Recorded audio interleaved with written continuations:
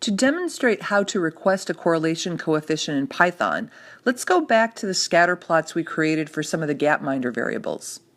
We use these scatter plots when visualizing the association between two quantitative variables. The first scatter plot shows the rate of internet users by the rate of the country's population living in urban settings. The second shows the rate of internet users by income per person. From looking at the scatter plots, we can guess the associations are positive. That is, a higher internet use rate is associated with both higher urban rates and greater income. Now let's find the correlation coefficients. To do this in Python, we add the following syntax to our gapminder program. First, I create a new data frame I am calling data clean, or data_clean, that drops all missing, that is, NA values for each of the variables from the gapminder dataset. We do this because a correlation coefficient cannot be calculated in the presence of NAs. Next, I request a Pearson correlation measuring the association between urban rate and internet use rate, and then between income per person and internet use rate. I use the Pearson R function from the SciPy stats library and include each variable pair in a separate command. Python will then generate both the correlation coefficient and the associated p-value.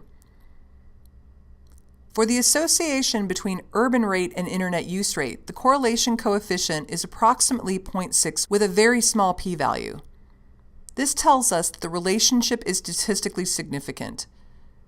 For the association between income per person and internet use rate, the correlation coefficient is approximately 0.75 and also has a significant p-value.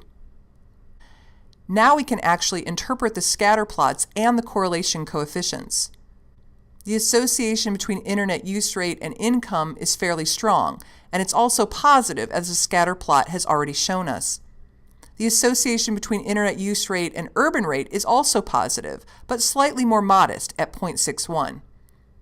Both are statistically significant. That is, for both associations, it is highly unlikely that a relationship of this magnitude would be due to chance alone. Here's some good news. Post-hoc tests are not necessary when conducting Pearson correlation. Post-hoc tests are needed only when your research question includes a categorical explanatory variable with more than 2 levels. Because our explanatory variable in the context of correlation coefficient is quantitative, there's never a need to perform a post-hoc test. Another interesting and useful aspect of the correlation coefficient is, if we square the correlation coefficient, that is, we multiply it by itself, we get a value that also helps our understanding of the association between the two quantitative variables. Small r squared is the fraction of the variability of one variable that can be predicted by the other. For example, when looking at the relationship between urban rate and internet use rate, if we square our correlation coefficient of 0.61, we get 0.37. This could be interpreted the following way. If we know the urban rate, we can predict 37% of the variability we will see in the rate of internet use. Of course, that also means that 63% of the variability is unaccounted for.